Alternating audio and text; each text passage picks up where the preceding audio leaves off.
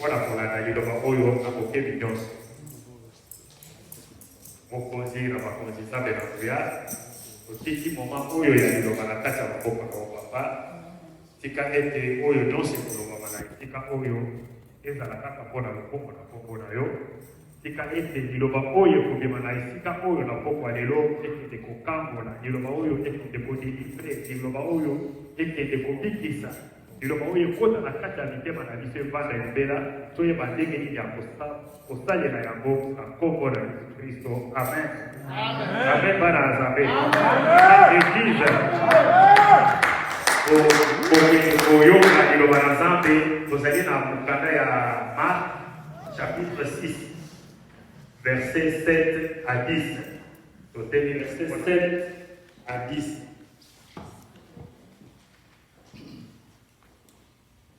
Nous allons lire la parole du Seigneur dans le livre de l'évangile, dans l'évangile de Saint Marc, chapitre 6, à partir du verset 7 jusqu'à 10. Lisons la parole du Seigneur. Amen. Alors il appela les 12 et s'est mis à les envoyer 2 à 2, en leur donnant pouvoir sur les esprits impurs. Il leur recommanda de ne rien prendre pour la route, sinon un bâton seulement, ni pain, ni sac, ni monnaie dans la ceinture. Mais, disait-il, chaussez-vous des sandales et ne revêtez pas de tunique.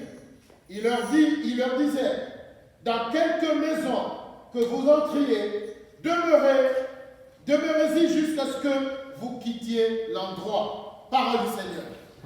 Amen. Deko, kotanga lisusu na évangile selon Luc, verset 36 et 38. Luc 22, 36 à 38. Luc 22, 36 à 38. Oui.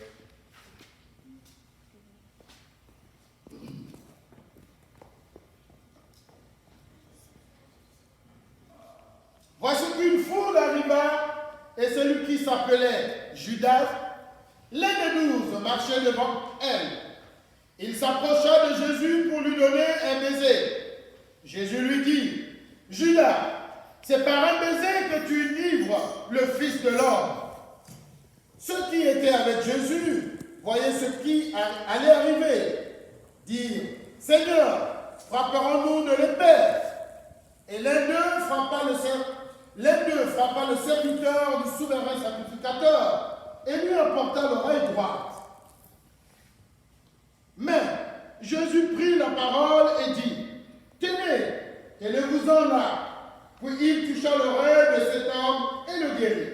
Jésus dit ensuite aux principaux sacrificateurs, aux chefs des gardes du temple et aux anciens qui étaient venus contre lui. Amen. Amen. Mais Jésus prit la parole et dit, tenez-vous-en là. Puis il toucha l'oreille de cet homme et le guérit. Amen. Amen. Seigneur.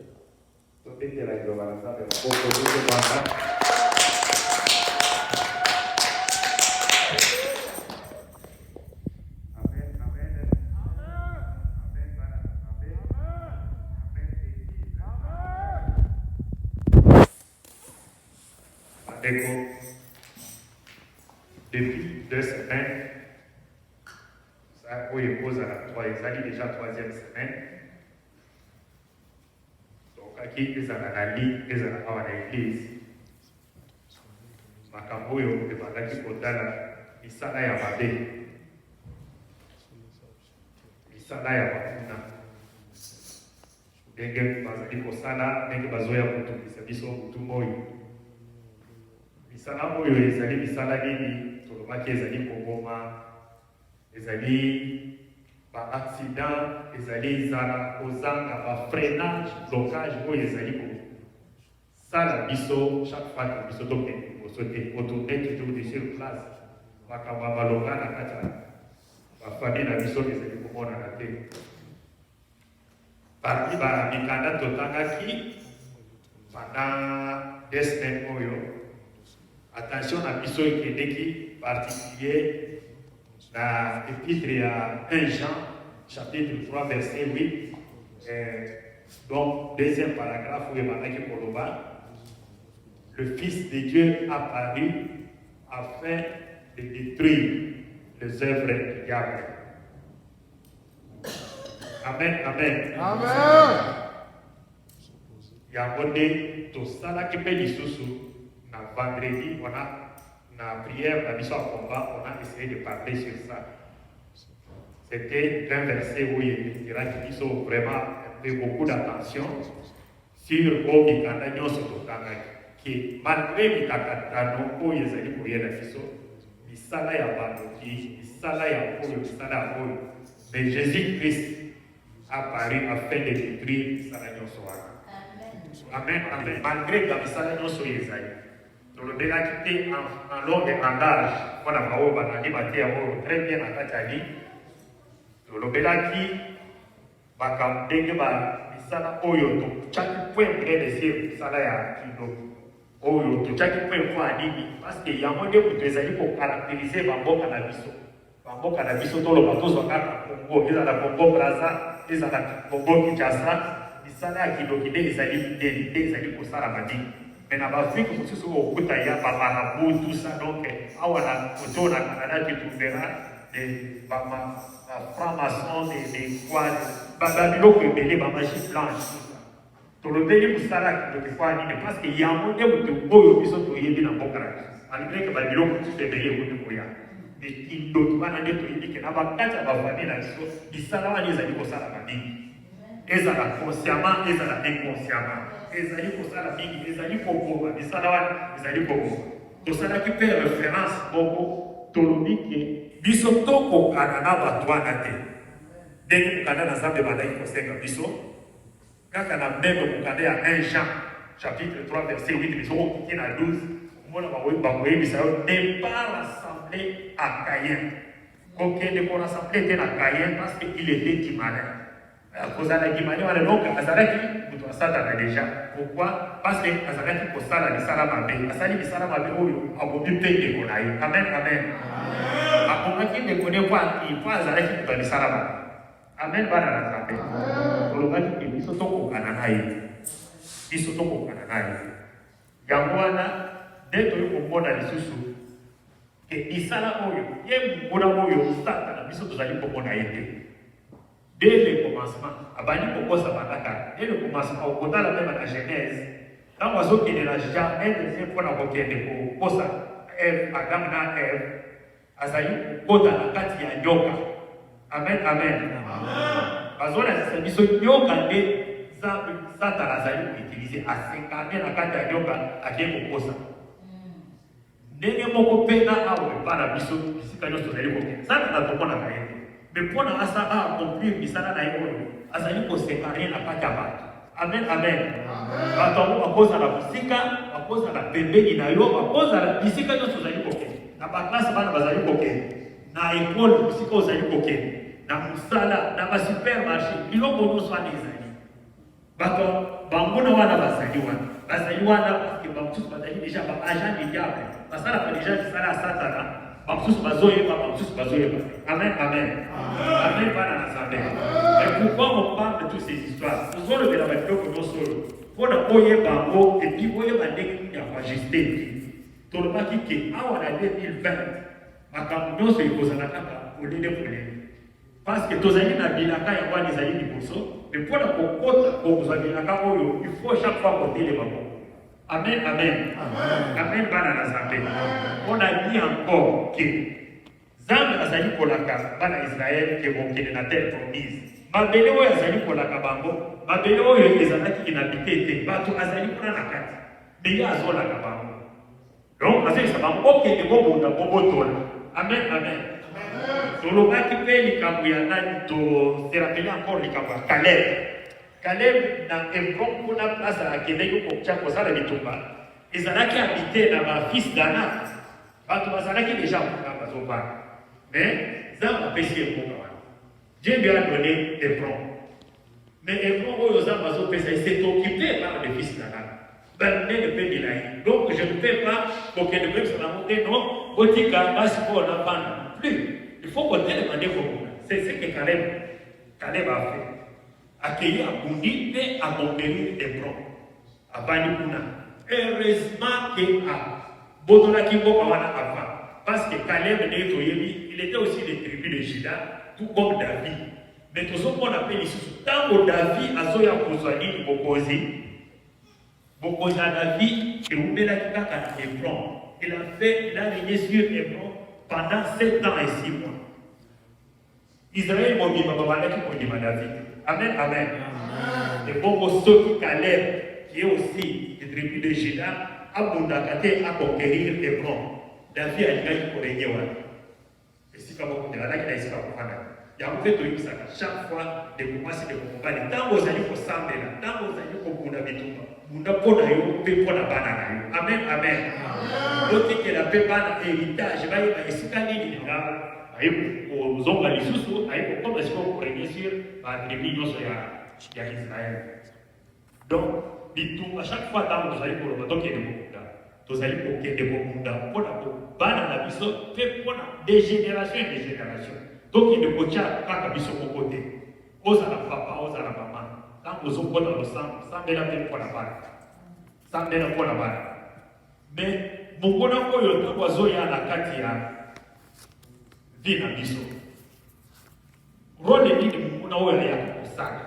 Au oiseau, il y a la biso, il y a un gauche droite. Et puis, attitude de vie, au biso, pour vous Amen, amen. Amen, bana nazabe. Amode tolibi kolobela lelo. Mukana o batangi liboso ya Marc 6, chapitre 7, verset 10. Vous allez comprendre, Jésus-Christ azali kotinda ba disciple na ye. Ayebisi bango ozwa eloko te, ne prenez absolument rien. Abengi bango atindi bango ni bale. Abi ne prenez absolument rien. Ozwa eloko te. Na bolanda kaka ba sandal na bino be mutu azwa bilamba de balete ozwa sakte ozwa pe bongo te eloko oyo kozana na maboko kaka lingene kaka baton c'est fini ok atini bango bakei kopesa sa malamu abi na banda ko kokuba bomba ko yamba bino bobanda wana ti ndenge bokuzo me pombe na eloko te amen amen amen bana na zambe.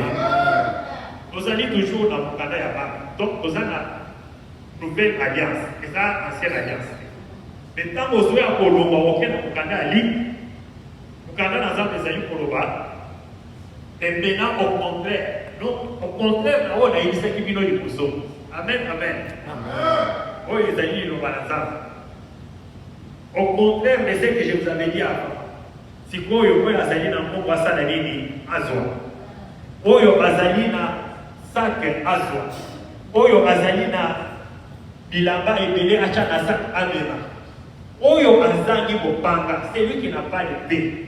Ateka elamba na ye asoba épée. Amen, amen. Amen, bana na zambe. Contrairement à oyo alobaki liboso. Si oyo épée ekoti, tango ekomi ya kenon, il faut oteka même elamba pour acheter l'épée. C'est que Opanga na makambo est comme très important, est comme nécessaire. Ce qui est nécessaire, Jésus ne veut pas dire, oh, azangi épée, atekata manteau naïe, atekata chemise, teka pantalon, teka papa, on a osso bakaka Opanga, na mobe boy tobandi sikoyo, on a 2020, épée il faut y sakana bon. Amen, amen. Amen, bana na zambe. Amen, église. Et puis ils ont comme très nécessaire à quand il y a makambo wani. Ceux qui ont la nipe na suka assez, vous allez comprendre que non, ils allaient même épée oyo disciple beaucoup azali pour quand na molito yo ya serviteur ya nani ya souverain sacrificateur. Amen, amen. Amen. Pour panga wana ndé ko servir. Pourquoi Jésus-Christ a lobi que mon panga fuizana? Et pourquoi lobi? Parce que oyo ezali sikoyo ko tende ko kokisama. Ezali oyo komama ki pona bongo enangai. Ezali ni mongona akoya. Mongona akoya akochanga i maboko. Et puis nous allons comprendre tant que Judas allait se présenter liboso Jésus-Christ, il n'a pas marché les mots. Dans le rôle oyo mongona azali ko jouer na bongo.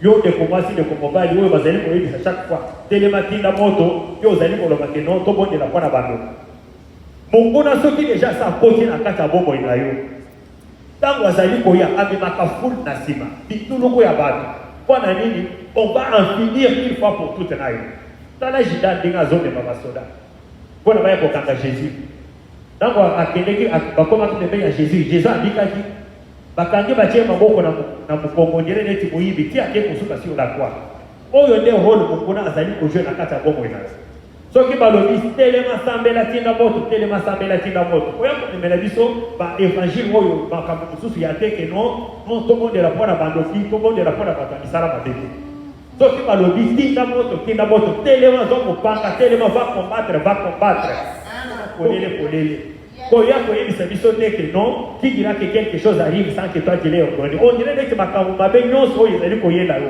makambo makasi ezali koyela yo na bomoi nzambe nde moto azopermettre yango amen amen ce n'est pas Dieu qui permet ça yo nde moto azobondisa ndeko kanta to otelema okunda mpo na wobika mpo na ozwa bilaka oyo nzambe akomeli yo amen amen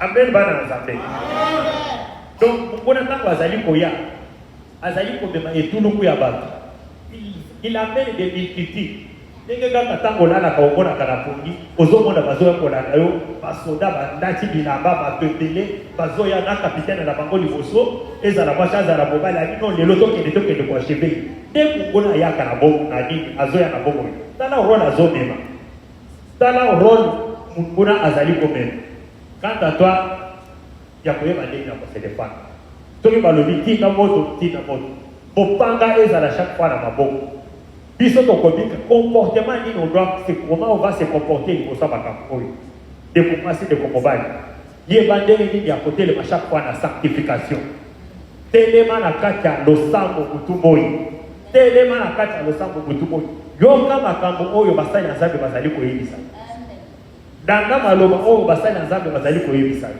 si on dit quelque chose ça là bon yo ok ça la contraire yo moko ndenge okoyeba dina yo ndenge ni place ni ezali kote amen bana na nzambe amen église lelo na moni na Kinshasa batie thème azali kolobela un chrétien c'est un brebis azali brebis kwa yo kakate alandaka uto azali kola uto azali kokamba c'est comme ça un chrétien yo okoya na église te obandi basala nzambe balobi telema munga yo ozokende kopesa kosala ndenge mosusu non plus okomi kaka bilobela okomi kaka sala boye ozokende même loin ya kokoma tie na kotonga basali ya nzambe amen bana na nzambe soki deja okomi na niveau wana ndeko mwasi ndeko mobali il faut otelema vraiment ososola soki ekomi ya okei ovandi mpe oza meme na courage ya kopesa basali ya nzambe bakombo basobrike okomi kobenga baona bakombo mosusu oyo moto mosusu ayebi te kaka yo nde moto oyebi o wana soki Chirac o wana soki Mitterrand donc okomi deja na makambo ya kopesa basali ya nzambe bakombo vous devez faire attention kosala nzambe bakendaka koyebisa kolonga na ye makambo te ozolukela makambo yo moko na nzambe na yo parce que place yo ozoloba ye ayebi yango ye azofukama azosambela mpo na yo yo kote ozokende kotonga ye oyo ezoya likolo na yo ezali echarmoaka amen totelema na komanga nzambe ndeko mwasi ndeko mobali mongona ntango azali koya na bomoi na biso azali komema etuluku ya bato nyonso oyo kaka mpo na kolalisa na se soki akoki yo te akokende mpe kolalisa bana na yo na se ozali komona yango na Job na mokanda Job ntango Satan azokende konégocie carte mpona avec Job ye atiaki bana Job liboso te bandolobela nde makambo ya Job me ntango kaka nzambe azali kopesa ye feu vert alobi no va essayer de toucher biloko oyebi eloko nini ya liboso asalaki akiki nanu liboso abandi kobebisa biloko nyonso ya Job en une seule journée abebisi biloko nyonso bangombe na bato ya misala biloko nyonso même journée akei lisusu epa bana esika babande kosangana epa bandeko na bango kozala fete akoti bango na distraction 10 bana moko bango nyonso balali c'est pour dire quoi ndeko mwasi ndeko mobali misala oyo ozali kosala chaque fois soki omoni kaka misala wana ezali kokende liboso te bambongo ezali koseka na maboko te yeba ke yonde mutokoki yonde mutokozana yonde mutokolala soki na bali pa na yote asili si biloko azoki de papa omoni ndenge asalaki epacho tellement de komasi de komobali tellement na losambo latamukaya oyo balobi sanctification bisika nyonso ozali kokende zala kaka na kombo na nzambe na biloko na yo tozali na eloko mosusu biso tozali na motu mosusu oyo tokoki kobelela te biso tozali kaka kobelela nzambe na bongo awa ezali teke okoya no papa zwa mai oyo ntango okokoma osala osokola boye omona makambo te awa biso ezali kaka liloba na nzambe awa biso tozali teke papa ntango okoma na ndako boye o baluka obanda kokota na ndako bashagere te biso biloko awa biloko alezi biso awa ezali kaka liloba na nzambe te tozali kopesa parce liloba na nzambe oyo mokanda na nzambe ezali koloba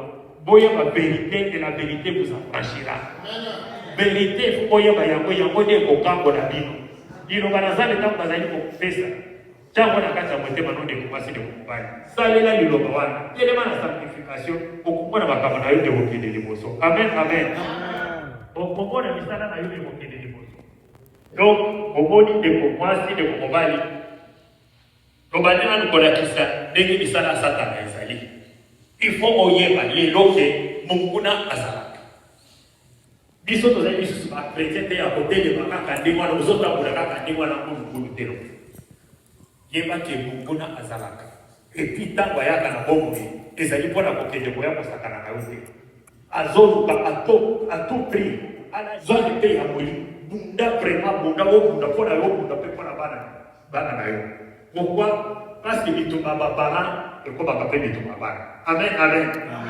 bitumba baparent ekomaka bitumba bana tozobika lelo makambo ebele ya makasi na bomoi makambo oyo biso seko oyo biso toyebi te bakoko na bakoko basinyani contrat bakontrat wana donke ezoya kolanda kaka na makila na kindoki na bango ya makila wana ezolanda ti ezoya kolanda biso soki otelemi ososoli te okozala kaka chrétien ya pere na échec ozala kaka no oke na église ozozela kaka ozela no yamba azwa miracle te biso tozali makambo yanga tozwa miracle te il faut entretraiter likambo oyo na sosa amen amen amen bana na nzambe ozali na likambo on va d'abord na likambo wana quel est le problème ntango okozwa délivrance nde okomona misala na yo ebali kokende liboso mpo basali na nzambe bakoki kosambela jusqu'à tel point que tu n'es pas encore délivré en tout cas likambo ata boke kosala okomona jamais changement na bomoi na yo amen amen tu ne verras jamais de changement tant que dans nos délivrance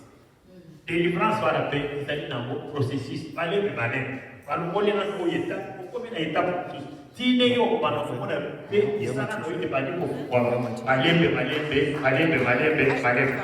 amen amen amen bana na nzambe ndeko mwasi ndeko mobali kanga tia na motema ke monguna azalaka monguna azali monguna oyo ntango azali koya na bomoi na yo azali komema etuluku ya bato neti totangi awa na mokanda ndenge juda azomema etuluku ya bato mpona koya kokanga jésus christ ntango bakangi jésus christ soki otangi mokanda otina suka okomona place nini jésus christ azokende kofinir sur la croix amen amen amen bana na nzambe soki balobi simba mopanga oyo bazali koloba c'est toujours la parole de dieu amen amen simba mopanga ata ozangi soki ozangi mopanga eteka elamba soki ekomi yakeno oteka elamba osomba mopanga donc mopanga wana ça devient encore très très important na vie na biso bakristian amen amen amen bana na nzambe amen église totambola na kobanga nzambe tobanga nzambe oyo azali kopesa biso bomoi tobanga nzambe oyo totambola na ye tozala chaque fois liboso na ye sanctification awa tolobi oyo nyonso ozali koloba tozali kosala oyo chaque fois ndeko mwasi ndeko mobali ezali ane oyo tozali koprepare 2020 oyo soki otebi okundi te bilaka oyo balobi awa tokozwango na 2020 okozwango te amen amen telema na losambo soki otelemi na losambo ozali kobelela moto na nzambe kutu oyo ozali kosala oyo basali na nzambe bazali kosala oyo bazali kobundisa misala ya satana ozwi délivrance ndeko mwasi ndeko mobali tu verras toutes ces histoires s'accomplir okomona okomi na jeu awa otelemi awa liboso olobi nondika mosongoli ebandaki kotumisakali idebo mais nalati banda tobandaki kosambela kala likambo ekomona. Amen, amen. Amen, bana na nzambe. Amen, église. Tozekela nano liloba na nzambe moko.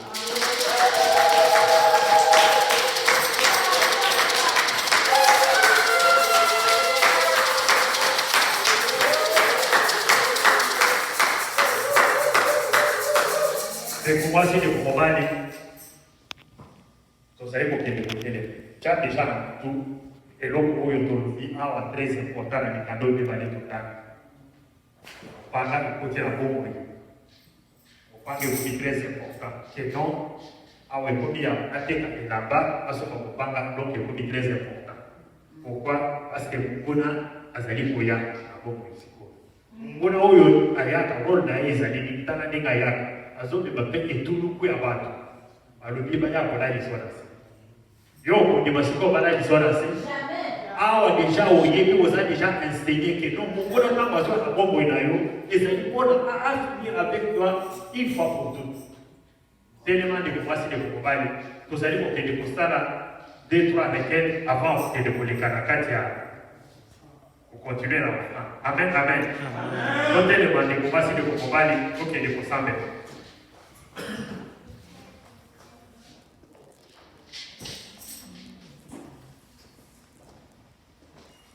Ndeko tozali kokende kosambela tozali koyebisa ye papa otika ngai. Amen, amen. Otika ngai te nakwena maboko banguna papa tozali koserapele David ntango asali enombrema sans toto na nzambe batindi prophète akenda yebisa ye bien olingi 7 ans ya kokima bambu ya nzala ou bien 6 ans sur 3 ans ya Afrique ou bien olingi 3 jours ya paix.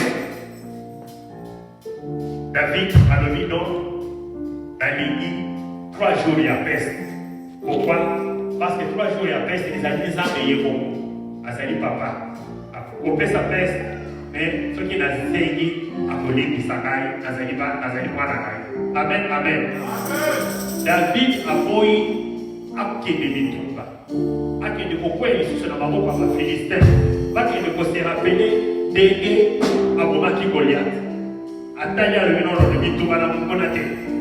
Donc ozokende kosambela ndeko mwasi ndeko mobali okoyebisa papa nzambe kotika ngai jamais papa na maboko ya bambona na ngai ata likambo yango ezali ndenge nini ata ezali ndenge nini nzambe limbisa ngai kokweyisa ngai na maboko ya bambona na ngai te oyebisa ye na motema moko ndeko mwasi ndeko mobali tobondeli biso nyonso na kombo na Yesu Kristo.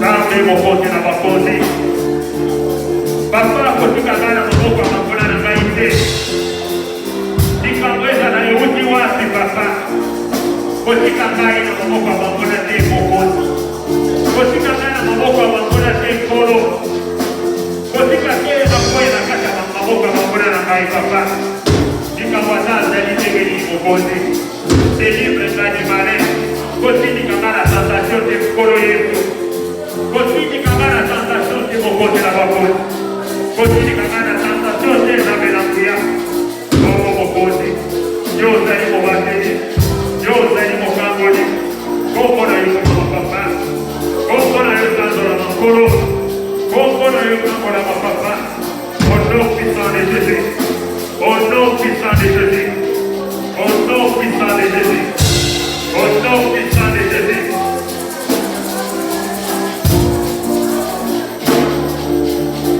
Amen, amen. Amen, bana nzambe. Amen, église.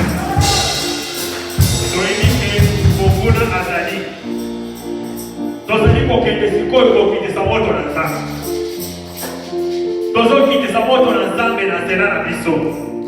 Mutu oyo nyonso monde amonini deja ese préparé ke akoma pembeni na ngai afongola porte moko boye ngai nakende kokwela maboko ya bambona ngai nazala mosika na nzambe Oyo nyonso monde de ténèbres déjà assez préparé.